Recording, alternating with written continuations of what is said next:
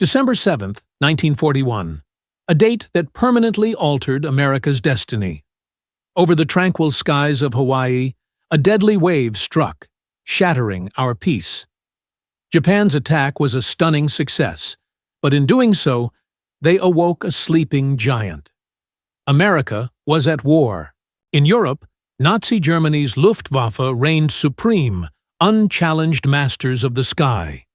The Blitzkrieg relied on air superiority, and Hitler's early victories were built on speed and the brutality of his air force. It was immediately clear.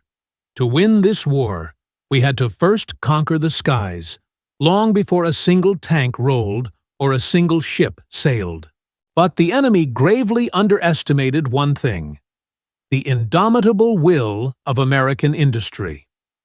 Overnight, the massive automotive factories, which had been churning out refrigerators and civilian cars, transformed into an unstoppable war machine. Chrysler began building tanks. Ford started mass-producing the B-24 Liberator bomber. In just 4 years, America produced nearly 300,000 combat aircraft. This was more than a number. It was the roar of the arsenal of democracy. And ready to fly these massive new aircraft were the Bomber Boys, young volunteers, college students barely in their 20s. They were given the most advanced war machine in the world, the B-17 Flying Fortress, and they were given a mission: daylight precision bombing, striking the industrial heart of Germany in broad daylight. It was a high-stakes, deadly gamble. Over the skies of Europe, a new and bloody saga was about to begin. This is the story of that sheer audacity, that industrial might, and the technological race that changed world history forever. This is the story of the Eagles and the Iron Cross. Mid-1943. From the green airfields of East Anglia, England, massive formations of B-17s carrying thousands of pounds of high explosives took off. Their objective was to break the spine of Germany's war machine. At 25,000 feet, where temperatures plummeted to 50 degrees below zero, every mission was a harrowing ordeal of life and death. The initial American escort fighters, like the P-47 Thunderbolt, simply did not have the range. They could accompany the bombers only as far as the English Channel. Over Germany, the bombers were alone. This was a hunting ground for the Luftwaffe. German ace pilots flying fast, heavily armed fighters like the Messerschmitt Bf-109 and the Focke-Wulf 190, tore into the bomber formations from every angle, front and rear. Every second, the B-17s flew through dense clouds of flak, anti-aircraft fire from the ground. The hail of shrapnel, combined with the German cannon shells, brought down dozens of crews on every raid. One unit, in particular, suffered such staggering losses that it earned a grim nickname that resonates to this day: the Bloody Hundredth Bomb Group. This group flew some of the most disastrous missions of 1943. The attacks on Regensburg and Münster stand as the darkest days in the history of U.S. air power. On the Münster mission, 13 B-17s took off, and only one returned to base in England. Imagine the silence at the airfield as that solitary bomber came home. The pilot of that lone returning plane was Lieutenant Robert "Rosie" Rosenthal, a name that became a symbol of American resolve against impossible odds. These were not just statistics. They were young American lives lost every day.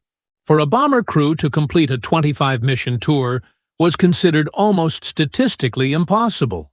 Yet these young men flew on, knowing that with every takeoff, they were challenging fate itself. By the end of 1943, the morale of the Bomber Boys was severely tested. They knew that to win this air war, they needed one thing above all else: a fighter that could go all the way to Berlin and bring them back home. And just in time, a solution arrived. An aircraft from North American Aviation that was the result of an accidental mating with a British engine. A hybrid that would establish American dominance in the skies of the world. Its name was the P-51 Mustang.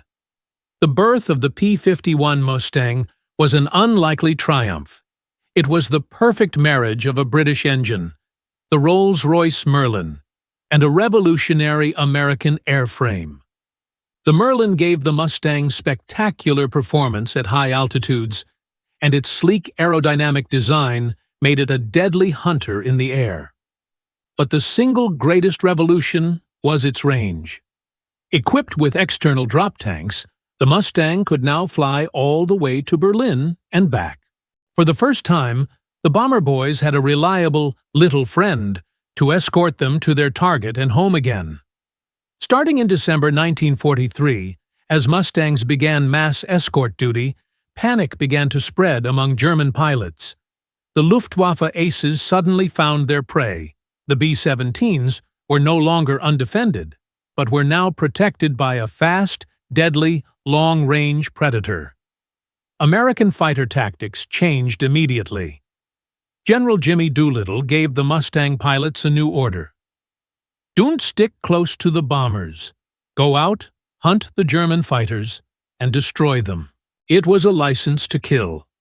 American aces like Colonel Clarence Bud Anderson and Major George Preddy took to the skies, establishing a fearsome reputation. In the early months of 1944, the Mustangs waged a systematic war of attrition against Germany's Air Force. German fighters were either shot down in dogfights or forced to remain hidden on the ground.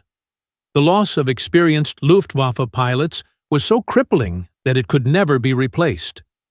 The reasons for the Luftwaffe's collapse were clear: the massive production capacity of the U.S. and the overwhelming superiority of the P-51 Mustang. By the end of 1944, the Allies had achieved complete air superiority over Europe. The bombers could now fly anywhere, at any time, in daylight, with near impunity. The turning point of the war was not fought on the beaches of Normandy, but in the skies over Germany. As the tide turned, the American commitment to the air war showcased a deeper story of courage and resilience.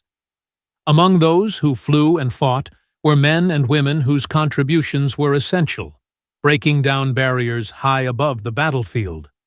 Flying the Mustangs were the legendary Tuskegee Airmen of the 332nd Fighter Group. These African-American pilots, who had to fight for the right to fly, proved themselves to be some of the most effective bomber escorts in the 8th and 15th Air Forces. Their sheer determination and skill, often maintaining an almost perfect record in protecting their bombers, earned them the respect of the entire Air Command. They were proof that courage knows no color. On the ground and in the air, the Women's Air Force Service pilots, WASPs, including the talented Jacqueline Cochran, performed vital duties. They were not allowed in combat, but they courageously ferried every type of military aircraft, from trainers to the massive B-17s, across the country and across oceans, freeing up male pilots for combat duty. Their patriotism and skill were instrumental in keeping the entire system running. Meanwhile, with the air war in Europe winding down, the focus shifted to the Pacific, where the vast distances demanded a different kind of giant. The stage was set for the B-29 Superfortress. This was the most complex and expensive weapon system of the war. It featured pressurized cabins for the crew at 30,000 feet and revolutionary remote-controlled gun turrets. The B-29 was designed to fly from bases on Pacific islands like Tinian, deep into the Japanese mainland. Initial high-altitude bombing runs proved ineffective due to strong winds and mechanical problems.